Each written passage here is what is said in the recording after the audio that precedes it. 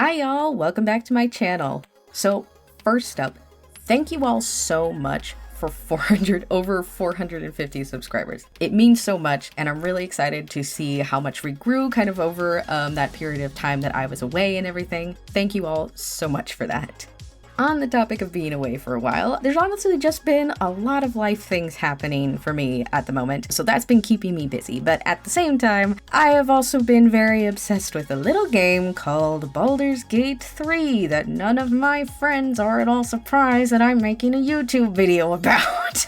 This game is like just really taken over my life for the past, God, when was it released? Would it be 6 months now? Would it be like 6 months almost now?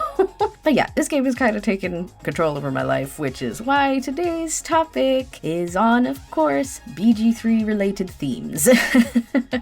A few things before we go ahead. Apologies that I'm whispering in the first part of this video. The first part I recorded during the nighttime when things were quiet. As you might be able to hear in the background, there are cars going in the background because I have a good chunk of energy today, so I'm recording while I can right now. I don't care about background noise. I'll leave that to editing me. Oopsies. Sorry, future me. So apologies if I am quiet in the first part of this video. I eventually am talking like this later on. Don't know what part that is. Also, apologies if this video might be in 2 parts because I wound up talking for almost 2 hours. We'll see what that time is once I get this all like done and edited, but this video might be in 2 parts. And if it is, then the next video you will see next week. Probably, hopefully, cross fingers. Secondly, very important, there is a giant content warning for this video in particular, as this video will contain mentions of explicit content such as violence, death, taboo themes like necrophilia, and mental health struggles. If any of these topics trigger you or make you uncomfortable in any way, please click off this video. So without further ado, let's get into nightly recording me. So like I said, I have been absolutely obsessed with Baldur's Gate 3 for the past few months. All of my friends know this. I am infodumping to them like daily. I am sending them TikToks and all that fun stuff. And it is a game that has touched me in so many ways. There are so many moving characters and plots and themes within this game that are just so well done. Larian Studios did so amazing with this game. There is a reason it won Game of the Year.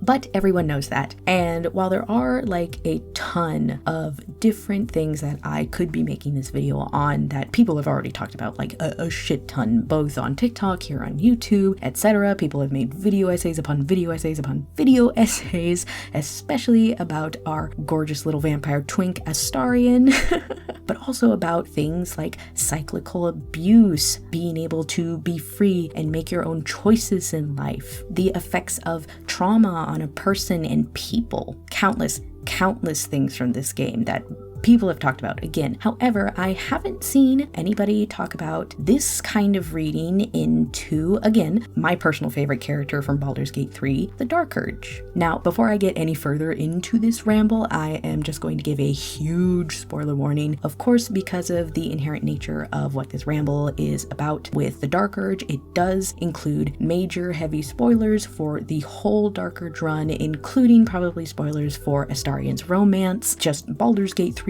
in general, and endgame finale stuff, as well as stuff in the reunion camp. It is all very important to what I am talking about here today, so that's inherent. Please be forewarned. I highly recommend that you actually go play this game for yourself because it is truly something you should experience unspoilered. Such a good game. You really should play it unspoilered. Amazing. 10 bajillion out of 10.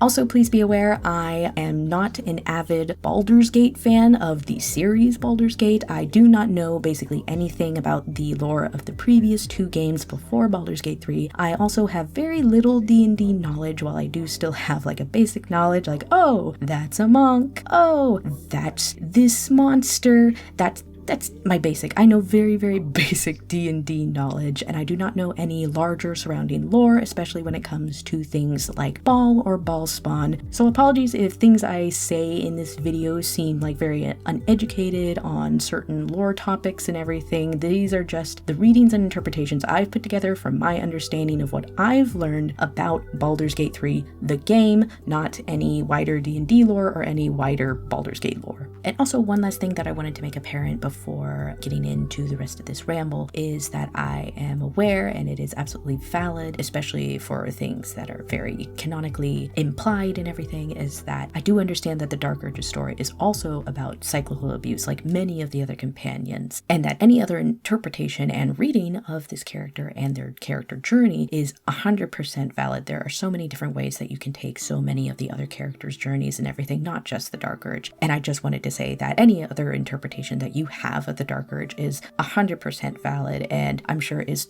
such a cool reading into this character. This is simply my own interpretation and reading of how I interpret this character based on my own experiences and feelings and what I have experienced in this game and what it made me feel.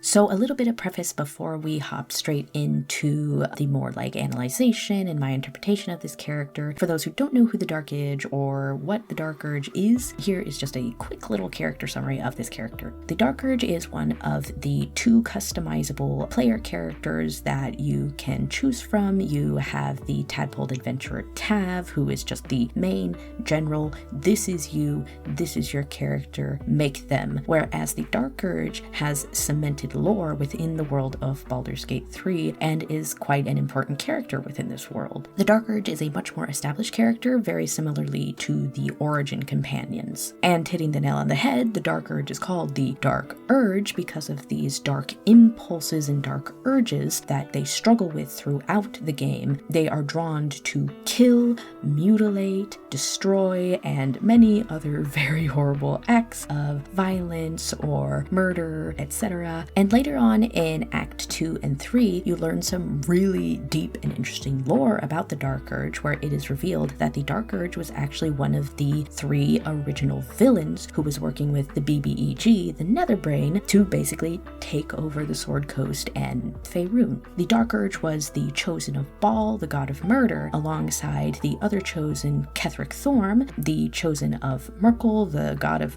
bones or death or something like that, and then Enver Gortash, the chosen of Bane, the god of tyranny. Now, there are many ways that you can actually play as the Dark Urge, but the 2 that tend to stick out is you can go full redemption, where you can like fully redeem and work to resist your urges and resist Baal's influence on your character, the Dark Urge, and fully redeem them by the end of the game and make them a quote-unquote good person. Whereas on the other end of the spectrum, you can go full evil and embrace your dark urges and embrace Baal, or you can also just completely reject Baal and just be evil all on your own. There's a lot of different ways to do one thing in this game, and it's really freaking cool. You can go full evil, full dark urge, and take over the world, or make it your own. For this particular reading, I am mostly going to be drawing from the Redeemed Dark Urge storyline, as that is what I just finished today. I finished my first Dark Urge run with my character, Nima. She is a high elf paladin, and she was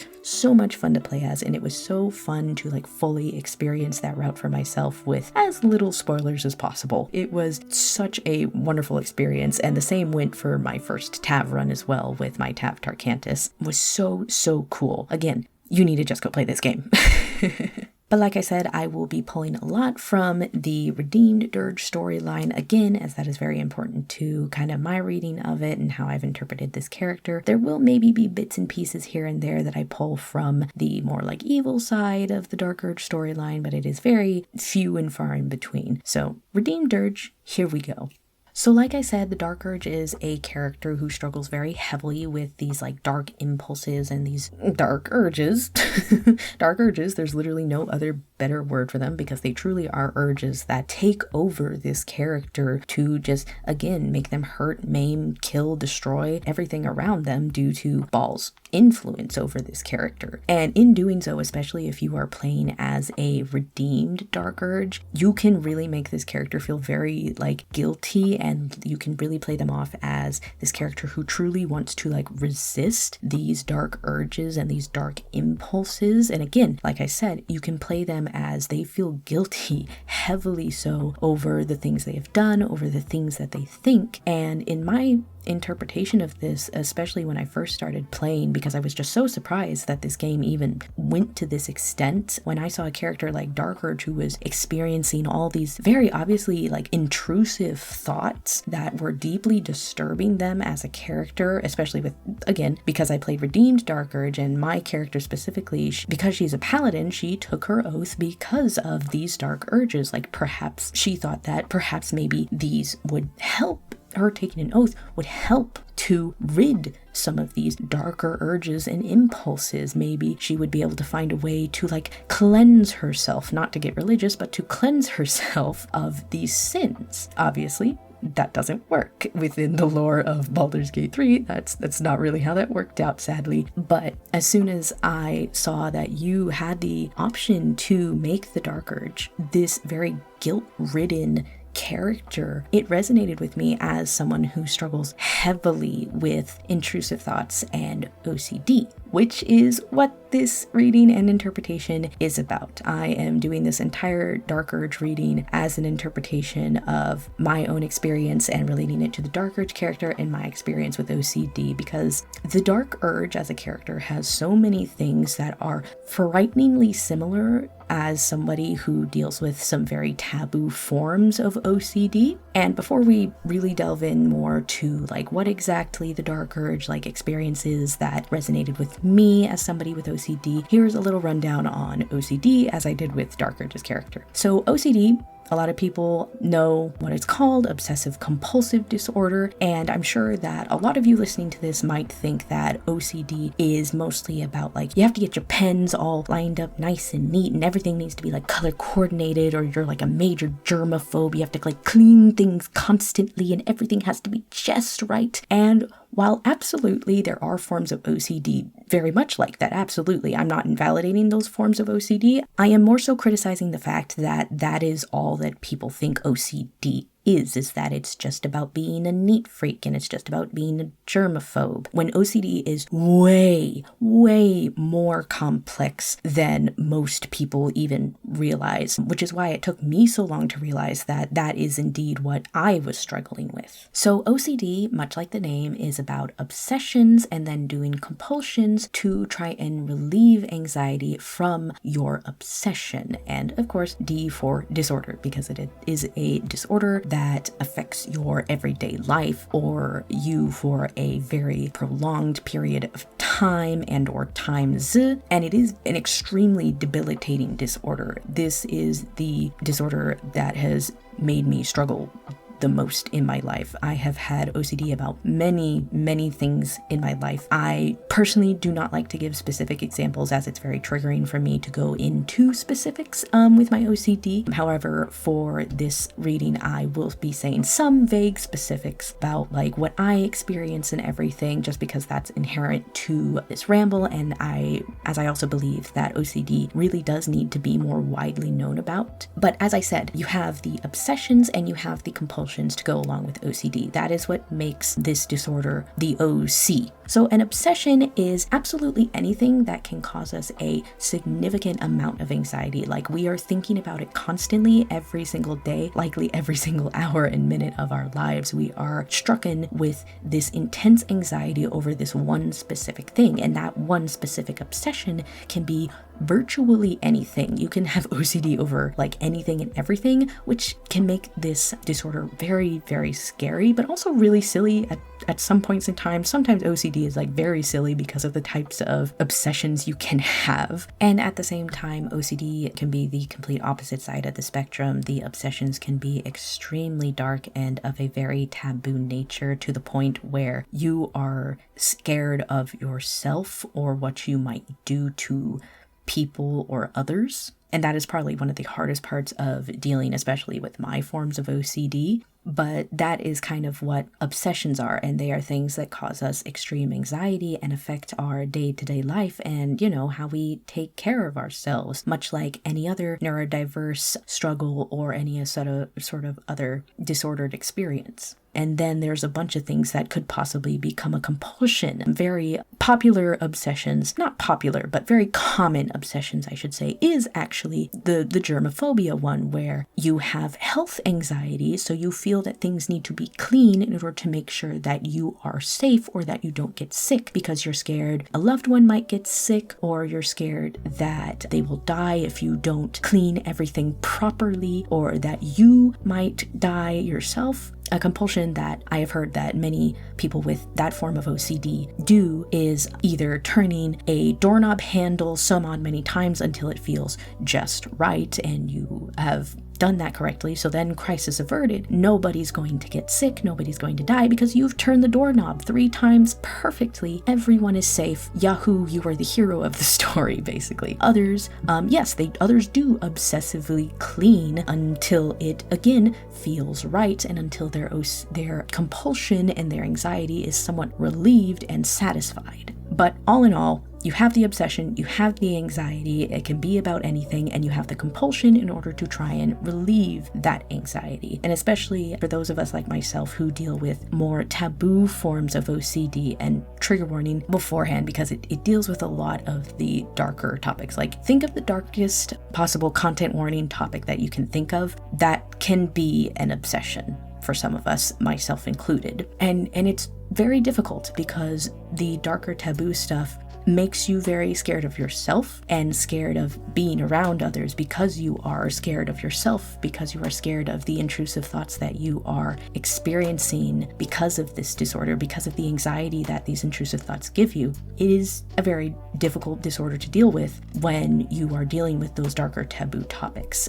And rounding this all back to dark urge, now that I've explained a little bit about OCD and hopefully y'all understand, you can 100% just go and Google it. I more so recommend actually listening to those who actually have OCD, but this is exactly why I really resonate with dark urge as a character. They are a character who is dealing with basically what are intrusive thoughts. If you really want to read into their character like that, that is truly what they're experiencing, especially again, if you are playing as a redeemed dark urge character who feels this immense amount of guilt over their actions, over their thoughts, and over things that they cannot control conceivably. And I understand that feeling of deep, deep guilt over your own thoughts. While I am not a person like Dirge, for example, who has actually done things of that nature, this is where Dirge differs heavily, and why I say this is simply a reading into the character rather than this character has OCD, as if this character did actually canonically have OCD, it would be an extremely problematic, the Dark Urge would be an extremely problematic character if they did canonically have OCD. But that being said, again, it doesn't mean that I, as a person with OCD, can't relate with this character through some of these like thought processes and the way that they are written and everything. But yes, if this character were to canonically have OCD, it would actually be a very problematic interpretation of OCD, which I might delve into a little bit later on in this ramble. But again, I really, really understand that deep sense of guilt over the thoughts that they are having, as that is something I experience with my very taboo and dark forms of intrusive thoughts and OCD that I experience. And that is one of the big things that a lot of us with the more taboo forms of OCD experience as well. We feel this deep sense of guilt over just having thoughts, over just having random thoughts. And that is the thing, is that the human brain is constantly thinking. There are a million thoughts in our head in a second, and there is no way to filter out each and every single thought that we have, which is where intrusive thoughts come from, because there are still the thoughts that are, darker. For example, the big example that most people tend to use as an example of an intrusive thought is that you want to jump out of a moving car. Of course, most people would just be like, oh, what a silly thought. I'm not going to jump out of this moving car because that's silly and that's dumb, and I'd get hurt. Ha ha, what a funny thought. Whereas those of us with OCD would actually take that in as a genuine threat, a genuine anxiety, and be like, does this mean that I want to jump out of the moving car? Does that mean that I want to die? Does that mean I want to kill myself? Does that mean I am like an adrenaline junkie or something? We take these thoughts to heart, and it triggers our anxiety, and it can possibly, especially with the deeper, darker versions of OCD, can trigger our morality. And again, this is something that the Dark Urge experiences as well. They are a character who feels that, again, if you are playing as a redeemed Dark Urge, that feels that they need to atone for their sins, that they either should die or be judged. Like in Act 1, after you kill Alfira, there is an option that I chose for my dirge, especially because it fits her character perfectly, that you can just sit on your bedroll and wait for your other companions to rise in the morning so they can make a judgment against you. It is basically the dirge relying on these characters to judge their morality for them and everything, because they have, very obviously committed like this horrible act, and they hate it. They had no control over it. There was no way that they could have stopped it foreseeably, and they are experiencing that deep guilt from that action. And again, relating this back to my own experience, I really relate heavily with just waiting for that judgment, as that has been one of my forms of compulsion, is to confess things that I have thought to the people closest to me to try and gauge whether I am a moral or moral person, or if they think I am an immoral or moral person. I know what it's like to feel that you need to rely on others' judgments of your self-worth and who you are and or who you should be. That point truly almost brought me to tears, because I was like, I've been through this. I have experienced similar to this. I very heavily relate to this character's thought processes and some of the choices that are given to you if you are playing a redeemed Dark Urge in this game. So while it does seem, can seem very dark as to how I relate to this character, it is true, and it is very moving for me. And I'm sure others with my taboo forms of OCD, or others with OCD, will probably hopefully understand this feeling and why I absolutely adore this character and the way they are written and the way that you can choose to play them. So yes, I have been there waiting on the whims of others' decisions to be judged. And this is where we kind of get into the Astarion romance, or just talking about the Astarion Dirge relationship, whether that's platonic or romantic, is that after this event, you can confess that you were the one who killed Alfira. And it's very funny to me that literally everyone disapproves, save for Astarion, who is usually the one who is disapproving of you, especially if you are trying to do a good run or, trying to be a decent person. But in this one act of honesty, this is the only time where he is the only one approving versus he is the only one disapproving. I find it very touching, especially because from what I've heard is that Astarion's story and romance for the Dirge character is written very specifically as, this is almost what they were intended to be. Astarion and Dirge were at the very least meant to be extremely close companions, if not romantic partners. How they are both written, because there is so much in common between these two. The way that Astarion is written with Dirge and everything is a very gorgeous way to write their companionship, due to the fact that they are both so very alike, so extremely alike in their character arcs, in their character stories and everything. They are both characters who are controlled by virtually these enslavers, these overseen either entities or people who control their every being, and they don't have any solace or freedom from that, and are constantly filled with this fear and need to feel safe until they are rid of either these dark urges or of his enslaver. And rounding back to the Alfira bit and Astarion approving, it is very touching that Astarion is kind of the only one who is less judgmental. I wouldn't say he's completely non-judgmental. The most judgmental thing he does say is, when he kind of more so criticizes the Dark Urge for their lack of tact in killing Alfira, where, she's just kind of there right in the middle of camp. Everyone knows that she's dead and has died, unless you choose to hide the body maybe. But again, Astarion, the only thing that Astarion is judgmental of is how you went about it. He's not really miffed that you killed her, versus all the others are why though? Why did you do that? Astarion is very lighthearted. He's very jokey, as he usually is, whether that's because of the inherent fear of, oh my god, you killed someone, or the genuineness of, I understand somewhat what you're going through, which in my my opinion, it feels more like that last one, because he does approve of you just being upfront and honest with the fact that you killed Alfira. There like must be some kind of like genuine connection within that moment, like internally for Astarion, especially since he's a character who, you know, very similarly to Dirge, again, they have so many similarities, has hurt and or well, he thinks he has killed thousands of people, and he understands that feeling of having no control over what happens to others and everything. And again, also with Dirge is that fear, you know, of that they might hurt someone, they might hurt somebody they love and everything. That is a constant for the Dark Urge and everything, especially once you get to the Act 2 scene where if you spared Isabel after going to her and saying that, hey, I've been told to kill you, but I'm not going to because I don't want to, and that's kind of not cool, and I'm kind of trying to like resist these like urges. And you know, then your butler comes to you and is like, oh, you did a bad thing, you're gonna have to kill the one you love. And again, it's very much a moment of the Dark Urge does not want to do this. The Dark Urge is doing their best to try and communicate to whoever their romantic partner might be. And again, it's that fear and it's that resistance that I really relate with. The fear that you will like hurt either someone you love or just somebody in general. I understand that deep-seated anxiety and that deep-seated fear, again, because of my OCD, because I do get scared of that. That is a fear that I experience because of my obsessions. I am so scared that I'm either going to lose control or that this is what I truly am. Again, very similarly to the Dark Urge. The Dark Urge thinks that there is no redemption for what they've done.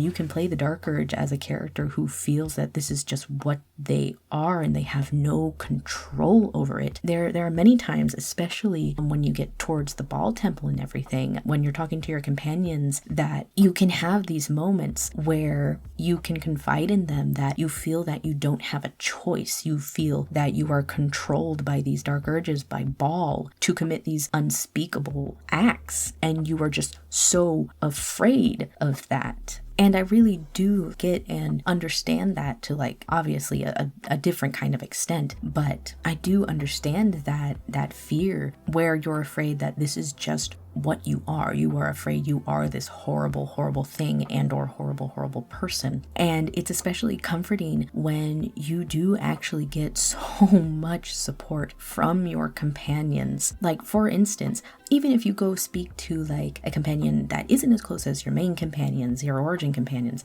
like Volo, for example, has a wonderfully supportive line when you go talk to him, and he gives you like the book on like Ball and Ball Spawn and everything. And you confide in him that you don't know if you're strong enough to take on Ball. I'm kind of paraphrasing this all a bit, but this is like the basics of what this conversation was. But you know, you can confide in him that you feel you aren't strong enough to confront Ball or to resist these dark urges. And then Volo supportively says, you've resisted them like this far, like you have this, you can do this, I believe that you can do this, you are heroic, and da da da da da. It is so wonderfully supportive, especially for this character who, you know, has canonically done so many like awful things, but for them to have this wonderfully intense and strong support system around them is just so heartwarming, so heartwarming. This is truly one of those like BBEGs who has such a good redemption arc, like a truly like well-deserved redemption arc in my opinion.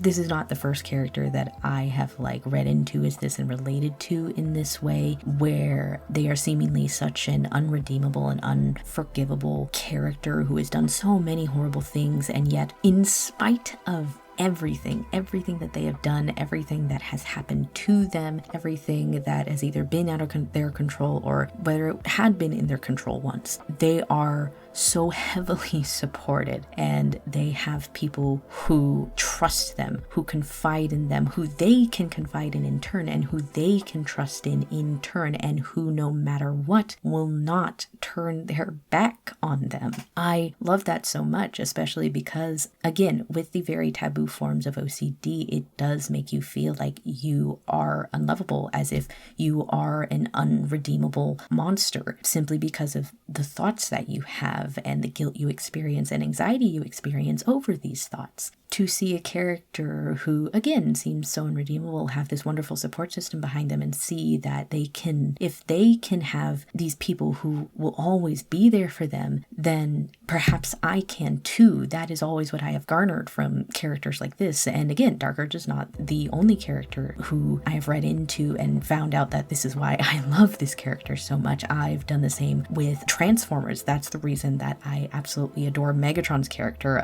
with Megatron's redemption arc in MTMTE, that despite all of the awful, horrible things that he has done during the war on Cybertron, and, you know, literally, like, basically committing genocide against, like, multiple races, in spite of everything, he found a family who loves him and supports him in spite of everything that he has committed, and in doing so is becoming a better person for it. I adore characters like Megatron and the Dark Urge for those exact reasons, because I relate with them so heavily because of my OCD. I understand those thought processes of this deep guilt over these intrusive thoughts and these darker impulses and all of that. I understand that. And again, as I'm rambling, we're rounding back to an earlier point. Like I said, these characters will kind of support you almost no matter what, but especially Astarion. Astarion truly is like ride or die for the Dirge, as I believe this is only if you're romancing him. I'm not sure if this is like if you're only in a friendship with him or something in game, but if you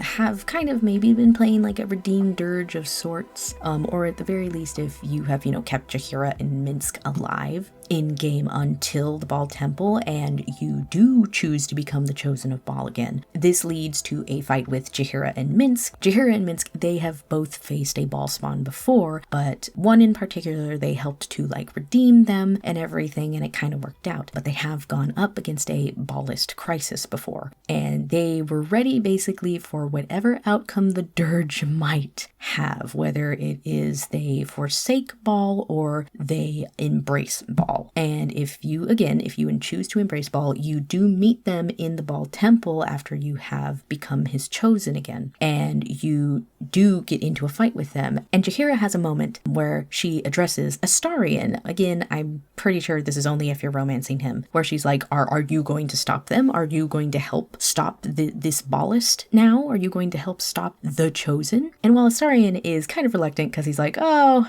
we didn't need to, like, you know, be under control of, like, you know, another, like, enslavey figure, but oh well. Even though those are his feelings on the matter, he then fights for you, and he has this moment of, don't worry, darling, I've got your back. And it's very romantic in my opinion. The fact that he is that ride or die for you, no matter the choices that you make as the Dirge, he will always be there with you. It doesn't matter if you're more evil, it doesn't matter if you're good per se, he is there for you. And again, I really love that for Dirge, and coming from an OCD standpoint, because Astarion is that intensely supportive, and it is something that I yearn for, not even just in like platonic connections. I yearn for that in a romantic connection. And, you know, again, since OCD makes you kind of feel like, my forms of OCD make you feel like unlovable and, you know, as if you're a threat to other people around you, you can have trouble opening up in forms like that. It is very difficult to think about even how you're going to broach a topic like OCD, the more taboo forms, to a partner eventually, especially since they are so dark, and likely if you have a partner, especially if you do choose to live with them, they are going to see you on your roughest days. And those rough days, especially for me, are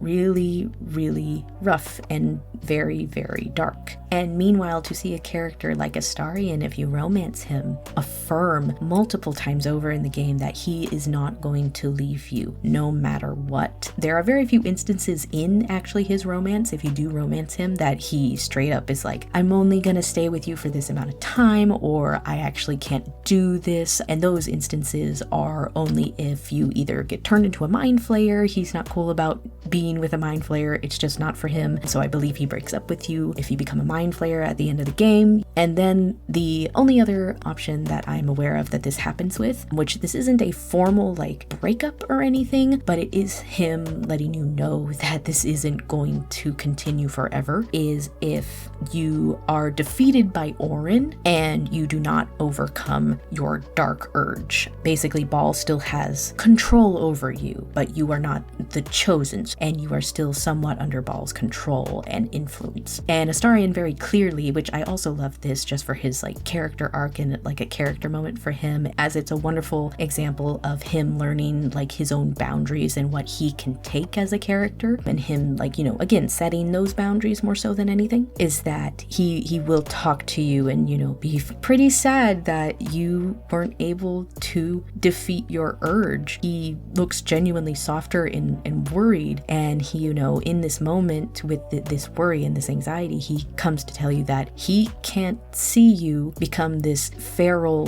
thing because it will only remind him of his days as a spawn under Cazador, but he will be with you until that time, until you are fully taken over by those dark urges, which is still like, one, it's a gorgeous way to show that he is confident in himself and he respects himself enough to set those boundaries. I love that for Astarion's character arc, but again, it goes to show his devotion to you, but he's not going to do himself a disservice in the process. Whereas, you know, even if you do choose to take Ball, he's not going to be disserviced, sweet, whatever. He's just kind of going along for the ride. He's like, this is still going to be like fun, maybe, whatever. I'm willing to make this work, sort of thing. And again, I love that. There is a level of devotion. I think if anything, there's devotion, and that's what I would love to have. I would love to have that level of devotion, that in spite of me thinking that I am unlovable, in spite of the tough things that I go through and the rough moments that I will have likely for a good chunk of my life, I want that deep, intimate devotion to one another. Cross fingers, I will get that. I already do have that in my life platonically at the very least. But, you know, to have like a romantic partner there, at least for me, is like it's a little bit different. And there's nothing wrong with that. That's just, you know, how some people prefer to live, and that's how I like my life. I do think about that often, though. That is a thought that is often in my head, and that is a reason I do adore Astarion and Dirge's romance. They truly are kind of meant for one another. And I also do want to acknowledge that that is not only something that somebody with OCD like myself can want and or does want. There are so many other neurodivergent people and or people afflicted with other different types of like mental disorders or any other kinds of disorders, really, physical, mental, whatever, who I'm sure can also relate with, you know, we want that deep devotion to a person, whether it be platonically, romantically, queer platonically. We want that devotion. We want to know that somebody will always have our back no matter what, no matter how dark something gets or something, while also, you know, respecting each other and your boundaries and shit. At the very least, a very similar, again, to Astarion and Dirge's romance, enjoying the time that you have together. It's so poetic. Astarion and Dirge give me so many deep feelings, and not just because I'm a fangirl, but because it just truly does resonate with me so much. Their story and how it's written, just it's so gorgeous. All right, and that is the end of this video. Like I said, this is going to be in 2 parts. The next part will come out next week, so make sure to keep an eye out for that. Now, quickly before the end of this video, I'm going to talk about the speed paint going on in the background, so let's get to it. So this specific piece is for the Peace Through Tyranny zine. This zine is meant to be a kind of thank you to Frank Welker for his voice work as Megatron, for his portrayal as Megatron from the Transformers franchise. It has a compilation of everybody's fan art and a few fan fictions as well. Again, as a thank you to Mr. Welker for his performance and for, you know, everything that he has like provided the fandom and the fan base over the years. The printed version, which has like a bunch of like thank you you notes from like all of us contributors to this zine will hopefully be presented to Mr. Welker at TFCon this coming March, which will be really cool if it does get into his hands. I wrote my own little personal note to him, but it's been really nice to do a zine like this for Mr. Welker, especially since Megatron is such an important character to me who has gotten me through some like very, very tough times in my life. And it's really cool that me, as well as so many other artists and creators, got this chance to hopefully, you know, get this kind of work out to him. It's really cool. But yeah, this is the piece that I made for this zine. I was going to do, as you saw probably earlier in the speed paint, I was going to do a much more complicated piece where he was like, where it was going to be a bit of a redraw of one of my favorite episodes where TFP Megatron fights against one of the Insecticons. Hardshell, I believe it is, as I adore that fight and adore the Megatron lines that are in that fight as well. Oh, it's one of my favorite episodes and it is so cool. It is one of the best examples of how powerful Megatron is as a character. But as you saw, I did wind up scrapping some of those like rough sketches, just getting like the ideas out to see what I wanted to stick with, as at that point in time, I was kind of jumbling around a few other deadlines and zines. So I just wanted to get an idea out, get a piece out. So I wound up then just sticking with something more simplistic, something I could do the sweet little Clip Studio Paint symmetry tool with, because I love abusing that thing. And I wound up sticking with my sketch where he's holding the Darksaber in his hand, because the Darksaber was so cool when that appeared in like what, season 2 or 3, I believe it was, that he got the Darksaber. So I wound up sticking with that, and I wanted to kind of go for something a little more moody, play around with a more like synonymous like color theme and everything. So like lots of purples and blues and teals. As you can see in the final piece, I'm not sure if I'd be onto the rendering at this point in time. Also, if the colors look like ultra fucking saturated, it is because since there will be a printed version of this zine, I had to work in CMYK. That is usually kind of the go-to for most printing publishing companies. They work in CMYK, so the colors will just naturally be more dulled, while most like, you know, computer screens work in like RGB, so the colors are going to look a lot brighter on your computer screen or on your phone screen than they are going to be printed. The final result picture that you will see at the end of this video will be the RGB version that you will see in the PDF, which guess what, is available right now that you can go and check out, as well as the To Be Gentle zine, which is very much like the Frank Welker zine, a ode and thank you to Peter Cullen for his performance as Optimus Prime. You can also go check that out in the description below. Yee! Definitely go check out the many talented contributors for this zine. Go check it out on Gumroad. Very, very cute zines, and loved doing this. But yeah, for this particular piece, I wanted to try something slightly more painterly. I still kind of do revert to like my same old highlight style that I usually go with when I'm just trying to like finish something, as I did kind of wind up having to crunch for the deadline a little bit. So I just was like, I just want to get this done. I want to get this over with. I've got so little spoons right now. I need to finish this though. But I did, which you might have seen, I was trying a few new brushes. I recently got some new blending brushes on CSP that I've been quite loving because they give a really nice texture, which you might be able to see on the speed paint, that there is some very nice texture to the metal and everything. It looks like it's not all highly polished with the shading, which was really fun to try out and everything. I think it came out best on like his little thigh garters there, as well as like his helm. I really went kind of all out on his helm, and then I got kind of lazy with the rest of it all. But overall, this isn't like the worst piece I've ever made. There's definitely a lot that I'm not happy with. The background being one, as I did try to do like, I was wanting to do like mountains or like rocks in the background because it's meant to like symbolize like, oh, he's in, you know, that like Arizona desert kind of thing with the canyons around and everything. But it honestly just looks like a mess of shapes. So don't look too close at it. It's fine. It's blurred. It's not the focus basically. And then of course, you know, I do a bunch of my glowy shit because I love glowy shit. And what I actually really liked doing for the line art was that on the color layer, something I tried out was making like a value layer underneath with a gradient of colors that I wanted the color theme to be for this piece. So, you know, again, the blues, the purples, the teals and everything. I made that, copied that layer with the values on it to the line art, clipped it to the line art, and then lowered the opacity to kind of give the line art just a little bit of color. And again, to stick with the color theme rather than just making it a light or dark brown or like fully black. It just gives it a little more dimension, a little more depth, and it is a subtle effect, but I really do love how that turned out and how that made everything look. But yeah, again, you can go and check out this zine in the description below. Absolutely do. So many gorgeous pieces of art that people made with so much love for these characters, for the performances that Peter Cullen and Frank Welker give. Wonderful little thank yous to these very, very talented actors who have like touched our hearts in many, many different ways. But yeah, I hope you all enjoyed the ramble, the speed paint today. Be on the lookout for part 2 coming out next week. I hope y'all have had a good day, and if not, remember, I'm sending you spoons. Bye!